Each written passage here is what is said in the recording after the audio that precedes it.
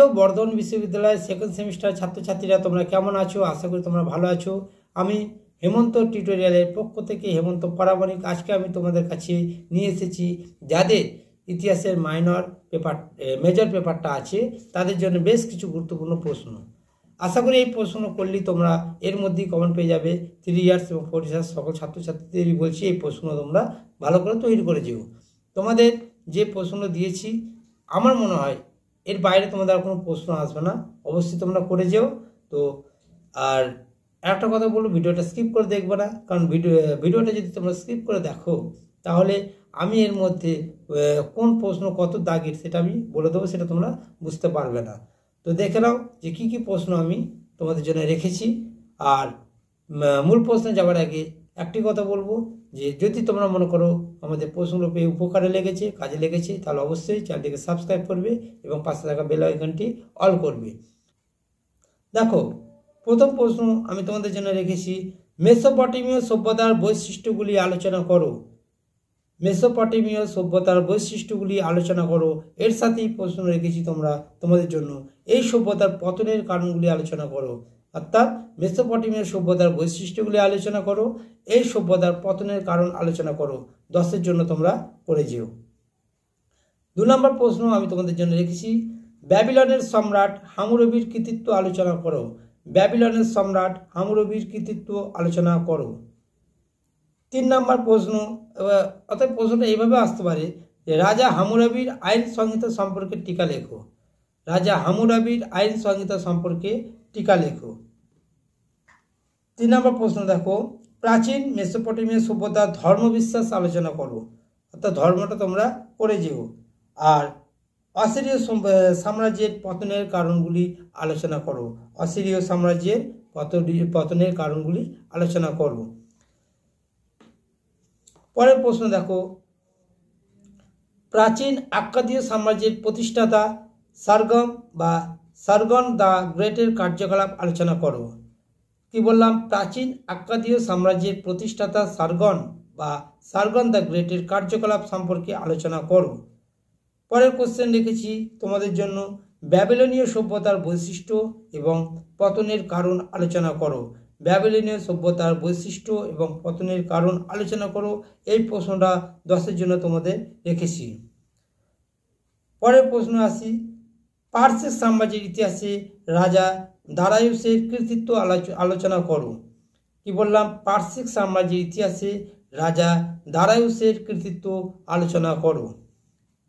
তারপরে প্রশ্ন দেখো, পারস্য সাম্রাজ্যের প্রতিষ্ঠাতা হিসাবে রাজা কাইরাসের ভূমিকা আলোচনা করো। পারস্য সাম্রাজ্যের প্রতিষ্ঠাতা হিসাবে রাজা কাইরাসের ভূমিকা আলোচনা করো। প্রত্যেকটা প্রশ্ন গুরুত্বপূর্ণ, প্রত্যেকটা। এখান থেকে তোমরা বাদ দিয়ে যেও না, যেহেতু তোমরা মেজর করছো, প্রশ্নগুলো বাদ দিয়ে যেও না। তো এই প্রশ্ন অবশ্যই তোমরা করো।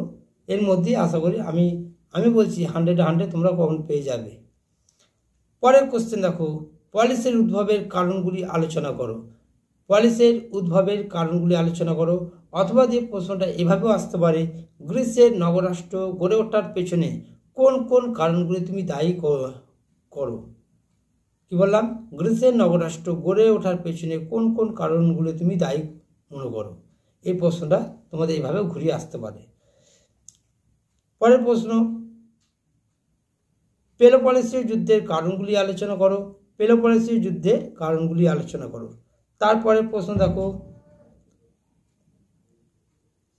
স্পার্টা সমাজে নারীদের অবস্থান সম্পর্কে আলোচনা করো। এটা 5-এর জন্য করবে। স্পার্টা সমাজে নারীদের অবস্থান সম্পর্কে আলোচনা করো। তারপর দেখো, প্রাচীন গ্রীসের নারীদের সামাজিক অবস্থান আলোচনা করো। প্রাচীন গ্রীসের নারীদের সামাজিক অবস্থান আলোচনা করো।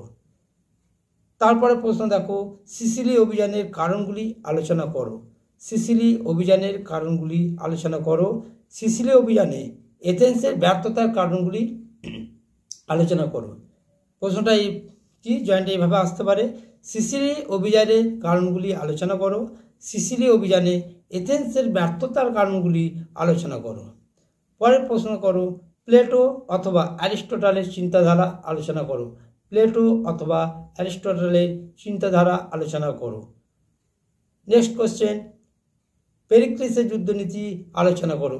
পেরিক্লিসের যুদ্ধনীতি আলোচনা করো। তোমরা যদি মনে করো যে আমরা এত প্রশ্ন করতে পারবো না, তোমরা আমাকে কমেন্ট করবে, আমি পরবর্তী ভিডিওতে তোমাদের চেষ্টা করব এর থেকে ছোট করে দেওয়া, অর্থাৎ এই প্রশ্ন থেকে আরও কমিয়ে দেওয়া। আগে তোমাদের রেসপন্স দেখি তোমরা কতটা করতে পারছো, তারপরে। নেক্সট কোশ্চেন দেখো, মিশরীয় সভ্যতার বৈশিষ্ট্য পতনের কারণ আলোচনা করো।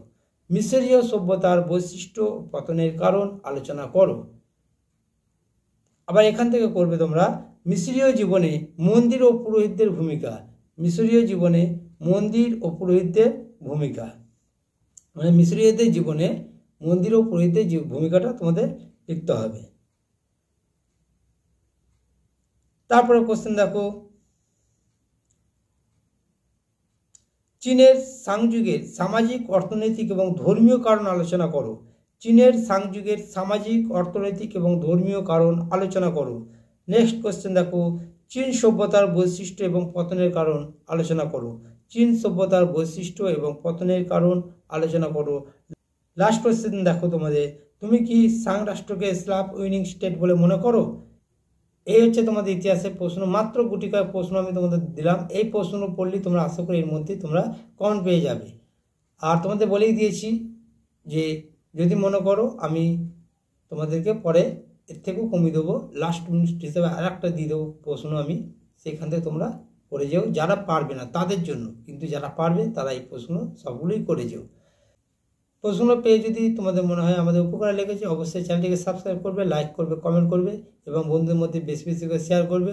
তোমরা ভালো থেকো, সুস্থ থেকো এবং আমার সঙ্গে থেকো। ধন্যবাদ।